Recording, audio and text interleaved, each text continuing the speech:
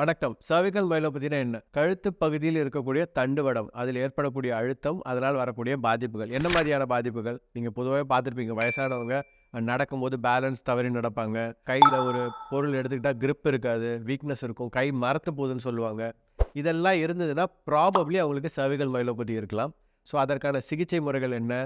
And அத பத்தி patients காமனா கேட்கிற டவுட்ஸ். அத பத்தி தான் இந்த வீடியோ.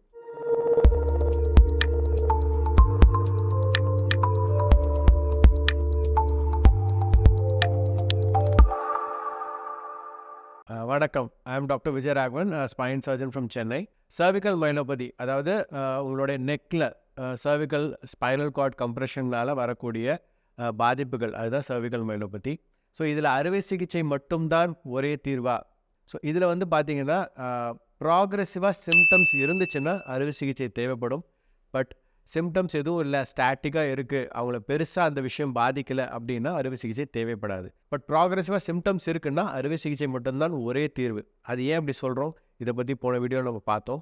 இதை தவிர இதில் என்ன மாதிரியான ரிஸ்க் இருக்கும், பேஷண்ட்ஸ்க்கு என்ன மாதிரியான டவுட்ஸ் இருக்கும் அப்படின்றத பற்றி தான் ஒவ்வொரு வீடியோவாக பார்த்துட்ருக்கோம்.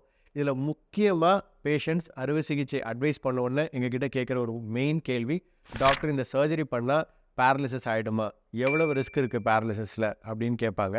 பேரலிசிஸ் ரிஸ்க்குனாலே சர்ஜரி பண்ணிக்கலாமா வேணாமான்ற ஒரு தயக்கம் இருக்கும். அதனாலே ஒரு பெரிய டிலே இருக்குது. ஸோ அந்த டிலேவை தவிர்க்கிறதுக்காகவும் பேரலிசிஸ் இருக்கா இல்லையா, உண்மையான ஃபேக்ட்ஸ் என்ன அப்படின்றத பற்றி தான் இந்த வீடியோவில் எக்ஸ்பிளைன் பண்ண போகிறேன். ஸோ சர்விக்கல் மைலோபதி ஆப்ரேஷன் செய்து கொண்டால் பேரலிஸ் ஆகிறதுக்கான ரிஸ்க் எவ்வளவு, சர்விக்கல் மைலோபதி சர்ஜரி செய்யலைன்னா அவங்களுக்கு பேரலிசிஸ் ஆகிறதுக்கான ரிஸ்க் எவ்வளவுன்னு கேட்டால், சர்விக்கல் மைலோபதிக்கு ஒருத்தருக்கு சிம்டம்ஸ் ப்ராக்ரெசிவாக இருக்குது, அவர்கள் அறுவை சிகிச்சை செய்து கொள்ளவில்லை என்றால் அதனால் ஏற்படும் பேரலிசிஸ்க்கான ரிஸ்க் வந்து பார்த்திங்கன்னா ரொம்ப அதிகம். ஆப்ரேஷனால் ஏற்படக்கூடிய ரிஸ்க் ஆஃப் பேரலிசிஸ் ரொம்ப நெக்லிஜிபிள். என்ன டாக்டர் சொல்கிறீங்க அப்படின்னு கேட்டிங்கன்னா, ஒருத்தருக்கு சர்விக்கல் மைலோபதி இருக்குது, அவங்களுக்கு கைகள் கால்கள் வீக்னஸ் வந்துருச்சு, பேலன்ஸ் தவற ஆரம்பிக்குது, கையில் கிரிப்பு கம்மியாக ஆகுது, அப்படி அந்த மாதிரி சிம்டம்ஸ் ப்ராக்ரஸ் ஆகுதுன்னா இதை தடுக்கிறதுக்கு ஏதாவது டெக்னாலஜி இருக்கா, அவங்க நாளை பின்ன பேரலிசிஸ் ஆகாமல் இருக்கிறதுக்கு ஏதாவது டெக்னாலஜி இருக்கான்னு கேட்டால் கண்டிப்பாக இல்லை.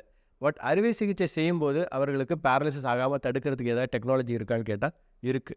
என்ன டாக்டர் சொல்கிறீங்க, அறுவை சிகிச்சையில் பேரலிசிஸ் தடுக்கிறதுக்கு டெக்னாலஜி இருக்கா, என்ன டெக்னாலஜின்னு கேட்டால் அது பேர் தான் நியூரோ மானிட்டரிங் சொல்லுவோம். அந்த பேரில் இருக்கிற மாதிரியே நியூரோ மானிட்டரிங், உங்கள் நரம்புகளை மானிட்டர் பண்ணும்போது. பொதுவாகவே ஒரு ஸ்பைன் சர்ஜரி பண்ணும்போது அதனால் அவர்களுக்கு பேரலிசிஸ் ஆகுதா அப்படின்றது அந்த மருத்துவருக்கு எப்போ தெரிய வரும், அந்த சர்ஜரி முடிந்து அவங்க மயக்க நிலையிலிருந்து தெளிந்த பிறகு அந்த நபரை வந்து கான்ஷியஸ் ஆனதுக்கப்புறம் நம்ம பேசுகிறத அவங்க காதில் கேட்கும் பொழுது கைகள் காலை அசைக்கும்படி சொல்லுவோம். அப்போ அவங்களால அசைக்க முடியவில்லை, அவங்க தசைகளை அவங்களால அசைக்க முடியலைன்னா ப்ராபப்ளி அந்த சர்ஜரி அப்போ அவங்களுக்கு ஏதேனும் இன்ஜுரி ஆயிருக்கு அப்படின்ற மாதிரி அர்த்தம். அதற்கப்புறம் அதற்கான சிகிச்சை முறைகள் எதாவது செய்ய முடியுமா, மருந்து மாத்திரைகள் கொடுக்கலாமா, இல்லை ஏதாவது ட்ரீட்மெண்ட் செய்ய முடியுமான்னு பார்க்குறோம். பட் சர்ஜரி செய்யும் பொழுதே, ஸ்பைன் சர்ஜரி செய்யும் போதே ஒருத்தரோட தசைகள் வேலை செய்யுதான்னு நம்மளால் பார்க்க முடியுமா?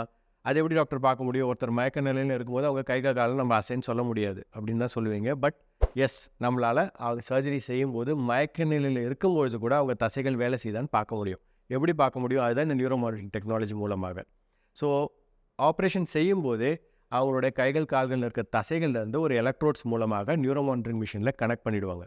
எப்படி நீங்கள் ஹார்ட்டோட ஆக்டிவிட்டியை இசிஜி மூலமாக தெரிஞ்சுக்கிறீங்களோ, அந்த எலக்ட்ரோட்ஸ் பார்த்துருப்பீங்களா, அதே மாதிரி தசைகள்லேருந்து எலக்ட்ரோட்ஸ் போய் ஒரு மிஷினில் கனெக்ட் ஆகிருக்கும். உங்கள் ஹார்ட்டோட இசிஜியில் வேவ் ஃபார்மில் உங்களோட ஹார்ட் ஆக்டிவிட்டி பார்க்குற மாதிரி உங்களோட தசையோட ஆக்டிவிட்டியும் வேவ் ஃபார்மில் அந்த மிஷினில் வரும். அதை பார்க்குறதுக்குனே ஒரு ட்ரெயின்ட் எக்ஸ்பர்ட் ஆப்ரேஷன் தியேட்டருக்குள்ளே இருந்து அந்த மிஷினை கண்டினியூஸாக மானிட்டர் பண்ணிகிட்டே இருப்பார்.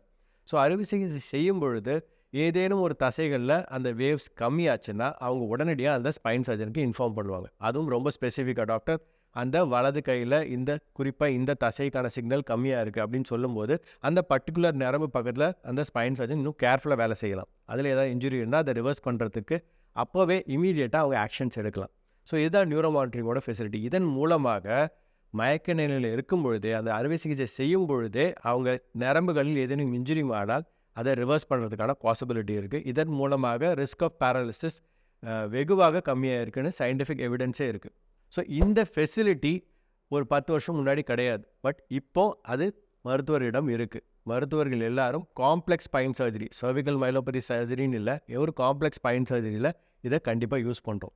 எப்படி கொரோனா பீரியடில் நம்ம என்ன பண்ணோம், நம்மளோட நுரையீரல் வேலை செய்யுது, ஆக்சிஜன் சேச்சுரேஷன் நல்லா இருக்கா அப்படின்றத ஒரு சின்ன பல்ஸ் ஆக்சிமீட்டர் போட்டால் தெரிஞ்சோம். பல்ஸ் ஆக்சிமீட்டர் இன்சர்ட் பண்ண அடுத்த செகண்ட் 99, 98 அப்படின்னா நார்மல். இல்லை 90 ஓகே ஏதேனும் பாதிப்புக்கு இருக்குது அப்படின்னு வித்தின் ஃபியூ செகண்ட்ஸ் உங்களுக்கு தெரிய வந்தது. அதே மாதிரி அந்த அறுவை சிகிச்சை செய்யும்போது ஒரு சின்ன கிளிக் பண்ணால் போதும், அந்த வேவ் ஃபார்ம் கரெக்டாக இருக்கா, நரம்பு வேலை செய்யுது. ஏதோ ஒன்று குறை இருக்கா, அப்போ நரம்புல ஏதோ பிரச்சனை. வித்தின் செகண்ட்ஸ் நம்ம அந்த தசைகளை மானிட்டர் பண்ண முடியும். ஸோ இந்த ஃபெசிலிட்டி இருக்குது.